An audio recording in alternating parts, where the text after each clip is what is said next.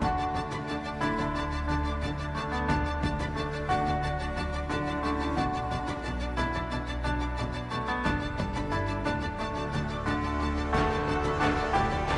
avid readers, book nerds, and casual observers. Welcome to the read along brought to you by the Lit Round Table.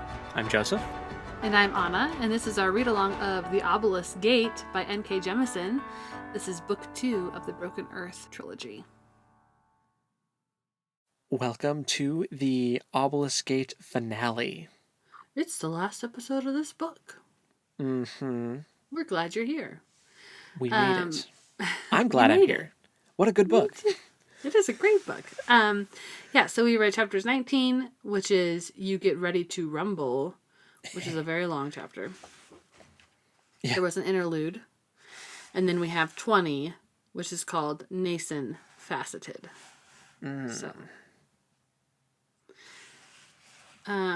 So much to talk about. I feel like we have to start with Essun because, yes, you know. Well, it also makes the most sense for timeline to talk about Essun first. Like chronologically, I think we have to. Yes. Well, she went and tried to talk to the other comm. Well, wait, okay. We find out that her stopping the vote in the last chapter was not her leading a coup. No. Even though that's how it sounded. Yeah. She's just basically ended up saying we should not vote on whether or not life is worth protecting or not. Yeah. Or which lives. So. Indeed. Ika is still in charge. Yeah. Ika's still in charge. Yep. But it was awkward for a few days. Yeah. But she's still in charge. Yep. Which later on ends up being very good because she is way more prepared for this scenario than Essun was. Mm-hmm. Like, she's concocted a whole plan and everything, and Essun had no idea. Nope. And it took Essun a hot minute to figure out what was happening when it got put into place. So it was like, clearly Ika was the better. Yes, she's a natural leader, it would seem. Yes. To be fair to Essun, she's been a little distracted. But yes. Essun is the one who goes out and confronts the other comm. Did you think that this was, well, maybe I should ask, was this Ika sanctioned, or was this just something she decided to do on her own? I think it was, but I think they were like, someone needs to do it, and I think she volunteered to do it. Okay. If I'm remembering right. And that kind of helped. It was Ika sanctioned, which kind of like helped her get her street cred back in a way, yes, I am the one in charge. Yeah. And Essun was like, yes, she's the one in charge. Yeah. Still listen to her. Yeah. So. But that didn't go very well. Go super well. No. They're basically like, no, we're going to come kill you. And she's like, why? There's easier targets. And they're like, Gray Man says so, basically. But because Essun was trying to figure out, well, we know why he wants them to take over, but why did they buy into it? And they basically, it was just the survival of the fittest kind of mentality, basically. Yeah. It's like, in order to survive the season, we have to take out other people. Yeah. That's just the way it is.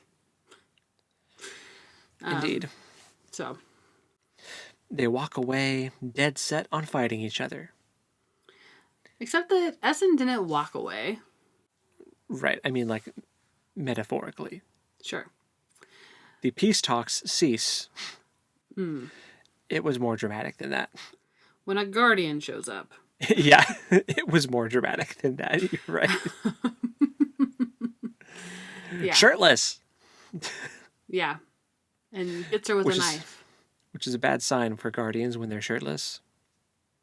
I guess. Oh, yeah, because there's more of them to touch you with. Yeah, that means they're trying to touch you. This is a lady guardian, too. Yeah. Which we haven't really seen, have we? The one that Well, Shafa killed in the first book right. because she went crazy. I guess I meant out in the wild. True. We saw that one that Shafa had, and then there's the one at Shafa's Found Moon camp is, with yeah, Essun. Yeah, yeah. indeed. But we haven't seen them do like the Guardian stuff really. The scary But stuff. Hoa rescues her. Yeah. Yeah. He pulls her through the earth. Mm-hmm. Which having like listening to that description was really interesting because she didn't know what was happening.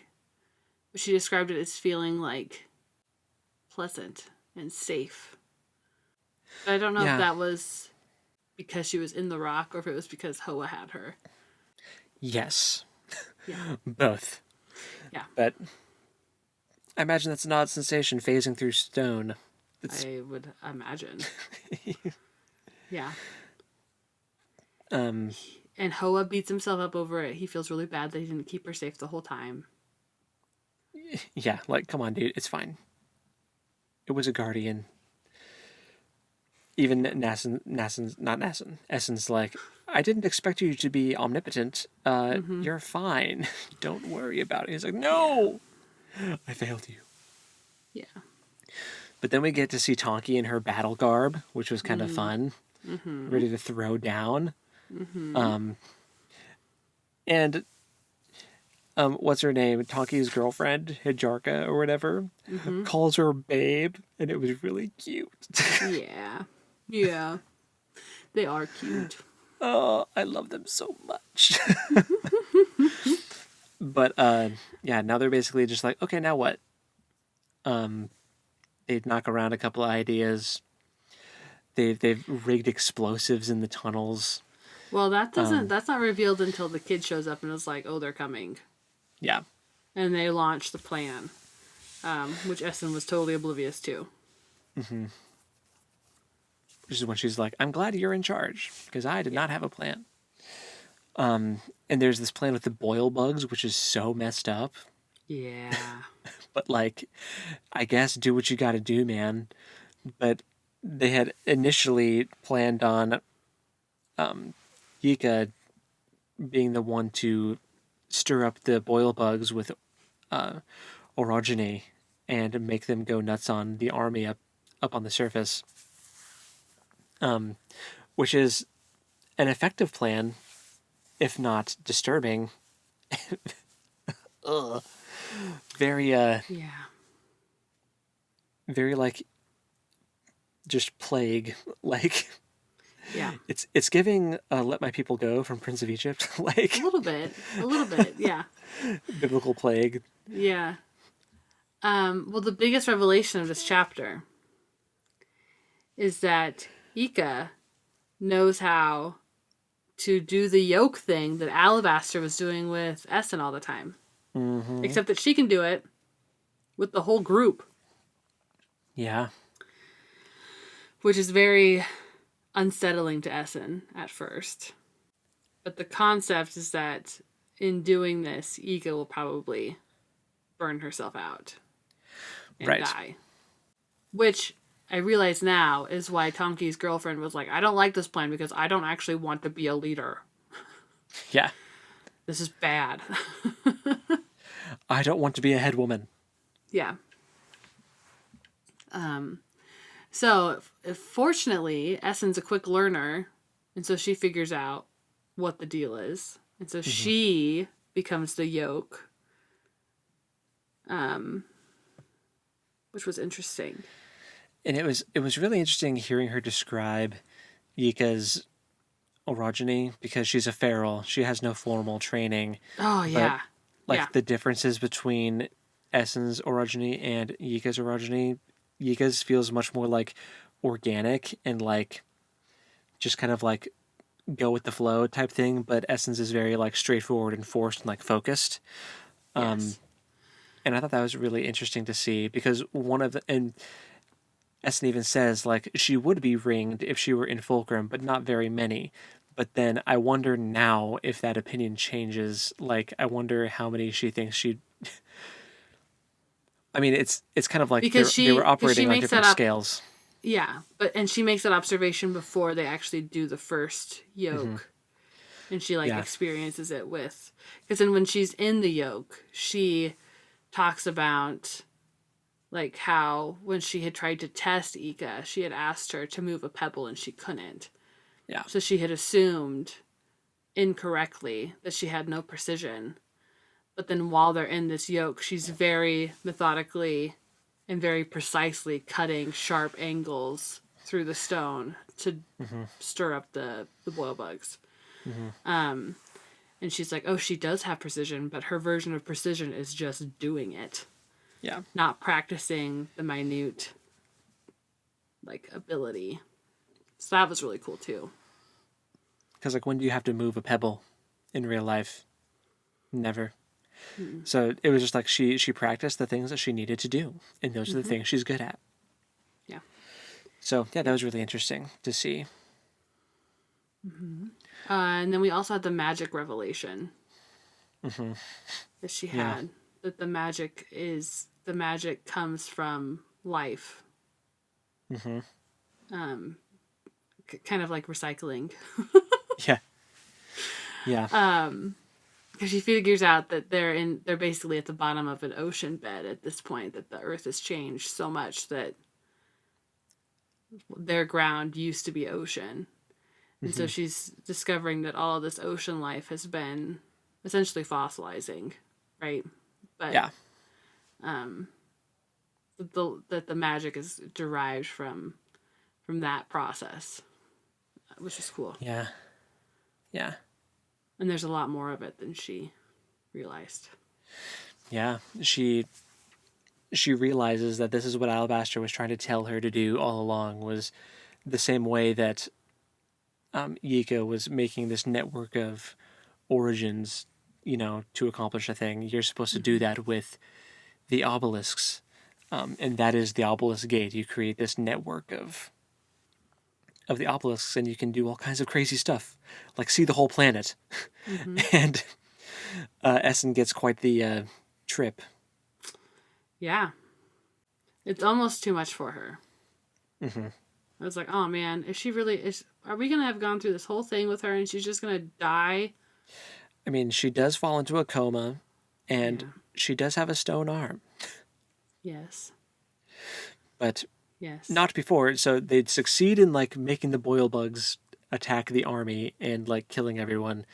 The Stone Eaters are trying to come in and kill the origins in the comm, but then she starts like entrapping the Stone Eaters in crystal, just like where Hoa was, like in the amethyst obelisk or garnet, whatever he was.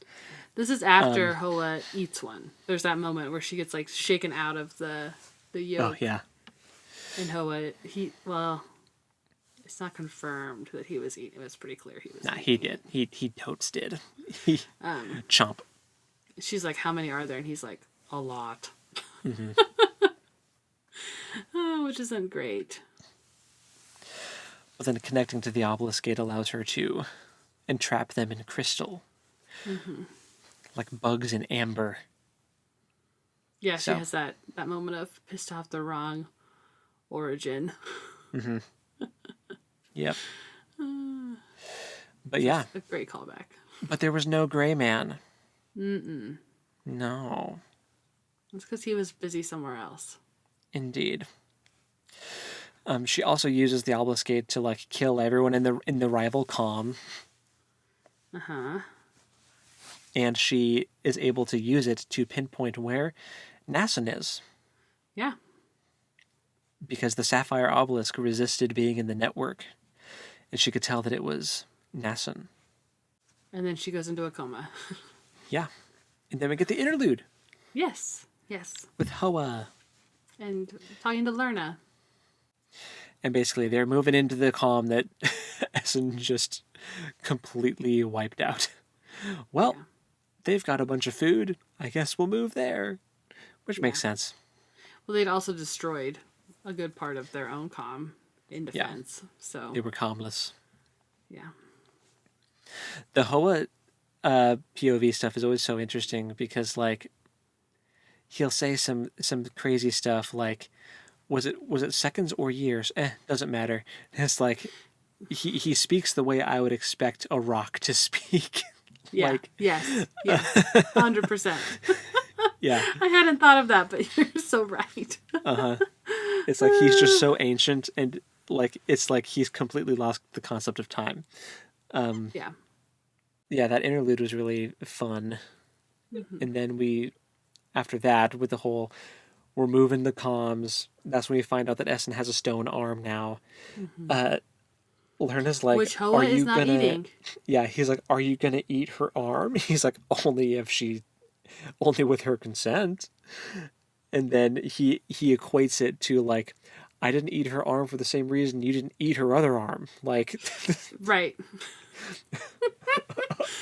I didn't ask you if you ate her arm, her fleshy arm. Yeah, Hoa is funny. I like him a lot. I do too. He's such a goofball. Oh, and when Lerna was like, "So why are you hanging around with Essen? Are you just hungry?" And he's like, "I resisted the urge to crush his skull." And then he said that, "I love her, of course." It's like, oh, Well, and Essen also had the revelation that she loves Hoa too. yeah. Yeah. In his weird way, like you were a kid. And Well, like, not like I don't. it's not It's not romantic. any. No, not at all. No, It's but a it's just very like like. platonic love. Yeah. Yeah. Also, Antimony comes back with a new Stone Eater, made of alabaster. Yeah. Hmm. Yeah. So Seems suspicious. Alabaster is a Stone Eater now.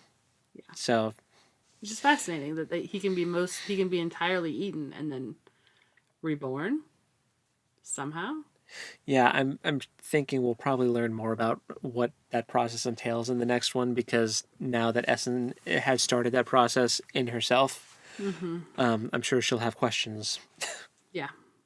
Yes, I'm sure she will. And she's also going to be on this quest to find her kid. Yeah, she's back on the path. Mm-hmm. So speaking of Nassun, now it's her chapter. Mm-hmm. Much shorter. Much, much, much shorter. Just about as violent. Yeah. But she wakes up because of the commotion that her mom is causing with this Obelisk Gate. She's like, "Who's tugging at my sapphire?" Yeah. Mine. Yeah. But then like, so she's just trying to figure out what's going on. She realizes, well, oh, the gray man shows up. That's where the gray man was, which she calls Steel.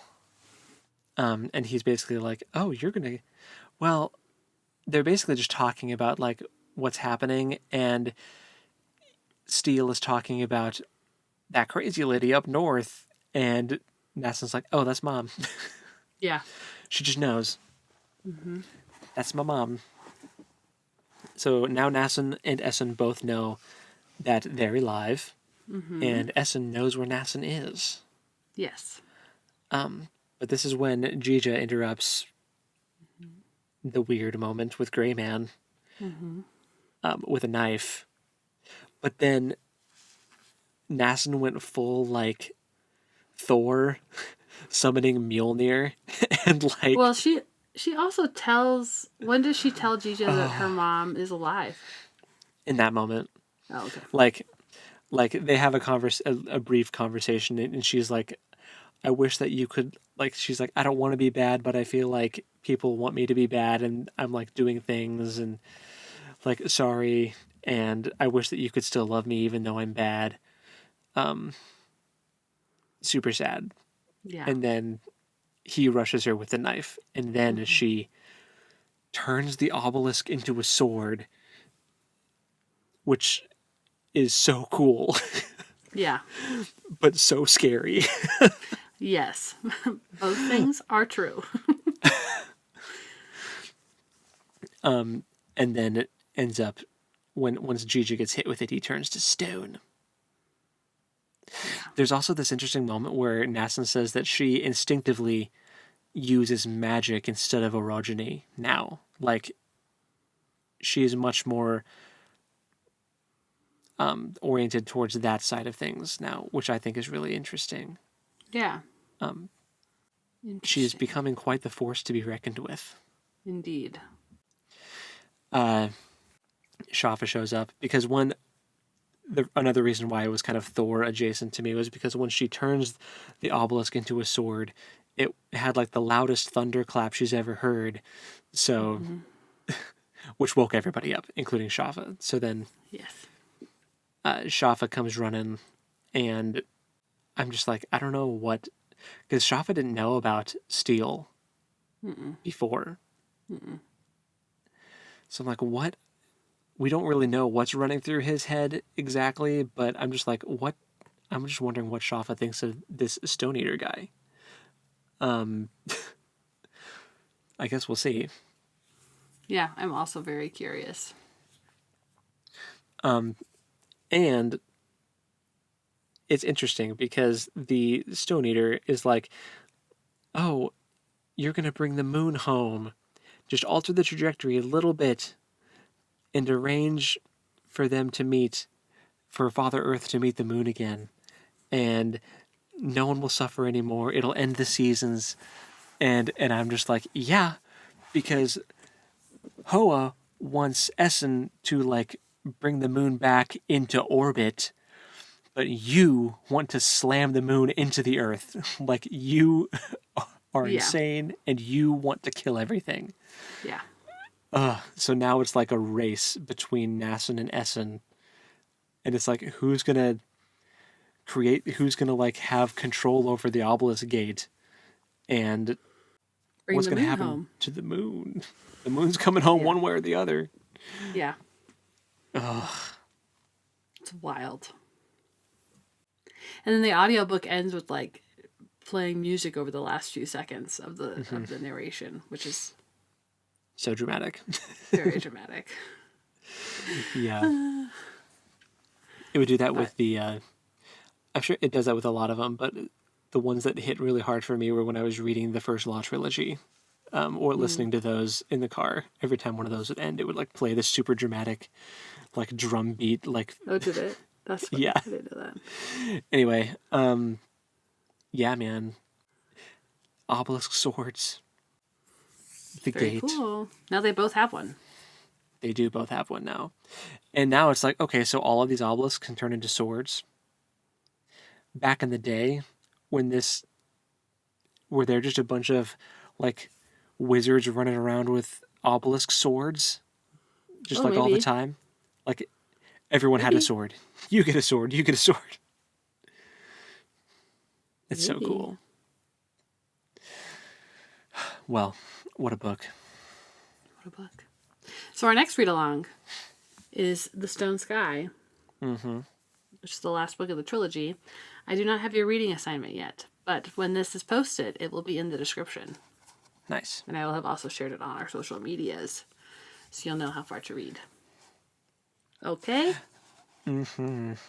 Okay. As far okay, as far as sequels go, how do you think this delivered as a sequel? Oh my gosh. It's great. It's So we've talked about how sequels often will have like the middle installment of a trilogy will often be the darkest. And I think so far that probably rings true here, just because we learn more about Yeah. more about the world first of all, and how bleak it kind of feels. Yeah. And then we also learn more about Nason's abuse and Essun's. And Gija's trauma. Yeah. And Shafa.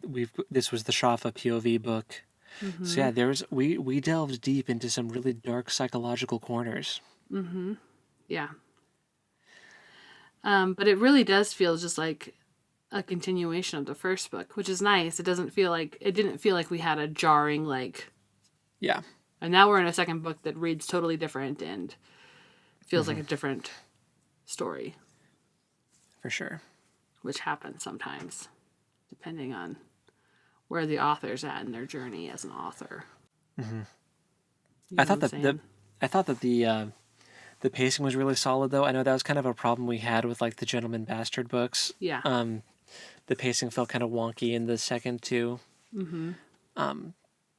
The climax felt like it happened at the proper time, and Yes. I felt like there was enough, even though it was just an interlude. Like, it felt like they were able to kind of air out enough, and like there was enough falling action in that of like, okay, we know where they're going to go after this. Right. And then the Essun chapter is kind of falling action too. It's just kind Yeah. of dealing with the repercussions of what Essun did with the gate. So I felt like the pacing was really, really good. Agreed. Completely. The characters were amazing. I love the new characters. I loved revisiting the old characters with like Tonki and Mm-hmm. even Shafa. Like Yeah. he's so interesting, and it's just such good writing where like the morally gray or morally bankrupt even characters still have aspects of them that are like enjoyable Yeah. to read, and it's all still entertaining. For sure. Disturbed and engaged Disturbed and engaged. all the way. What are we going to read after this series? It's not going to... It feels like nothing's going to measure up. Yeah, well, as far as like character work goes and like psychology, that might be true. Yeah. It might be nice to read something a little lighter, though. Yeah, you can put some lighter stuff on your list. Real quick though, what would you rate this one? On a 1 out of 5. 1 to 5. A 5. Nice. Another 5. Nice. I don't remember what I rated the first one. I don't remember what I rated the first one either. I assume I gave it full marks because I can't imagine not giving it full marks. So far, this whole series so far for me gets a solid 5 though. Very well deserving of the Hugo Award. Yes. Yes. In both instances. And I can't wait to see how the third book also completely measures up to being a Hugo Award winner. Oh, and like when Nassan was telling Jija like, I wish you could still love me even though I'm bad, and like I keep doing bad things even though you don't want me to, but it feels like everybody else wants me to, and I feel like I don't have a choice. I'm just like, I wonder how many other like black people in this country feel that way. You know, that wasn't lost on me. The commentary, like there's so much commentary about like real world stuff in these. Yeah, she says, I think I understand why you hate us. I've done bad things like you probably thought I would. I don't know how to not do them. It's like everybody wants me to be bad, so there's nothing else I can be. Ugh. Like Yes. like inner city kids and gangs and like all that peer pressure, and it's just very interesting commentary. For sure. Heavy, So, man. So heavy. Very heavy. Very heavy. But this just goes to show, I've said it so many times and I'll say it again, like what the fantasy genre is capable of. And it can deliver some really, really heavy like commentary and topics and all that good stuff. Yeah, I mean, in my program, we talk a lot about books in general being windows and mirrors and sliding glass doors. And that is not genre specific, like that crosses genre, that concept. So I think it's really cool to see, maybe, have we talked about that at all? The mirrors and sliding glass doors and I don't think so, no. Okay. So books are one of those three. So, and mostly we talk about mirrors and windows. So it can be a mirror to reflect what you've experienced back to you. Which, if you look at numbers of, like how demographics in books break out, white folks have a lot of mirrors. Yeah. And there are not as many mirrors for people of color or of any kind of diversity. So that can be Yeah. LGBTQ issues or, a myriad of things. But Yeah. the windows act as an opportunity to look into somebody else's experience, and the sliding glass doors allow us to step into those experiences.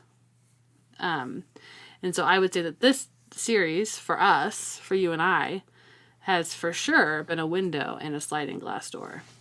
It's allowing us a perspective into somebody else's world. And not just the fantasy side of it, but also that commentary you're talking about. It's giving us an opportunity to observe and to experience it in some ways. Yeah. So, which is really cool and so important. And I like how she could have just stopped at window, but then she went and did this cheeky second person stuff, and literally became a sliding glass door, and you got kicked out of the door and into the story. Yes. Like no, you are going to experience this now, and I'm going to talk to you as if you are the character. Crazy. For sure. So good. So For good. sure. So I'm looking forward to the next one, and I'm really am I. curious to see how it all comes together and what Yes. the conclusion is. Yes, me too. So, in a couple weeks, we'll start on The Stone Sky. And she has written other fantasy books as well, not just Yeah. this trilogy. Yes, I am going to continue reading her stuff. Yeah, I was thinking the same thing. I think she is quickly becoming one of my top authors. Cool. Well, I guess we will have the reading schedule posted in the description of this, so Yes. check that out for The Stone Sky. And until next time, happy reading. And we'll talk to you next time. Later. Bye!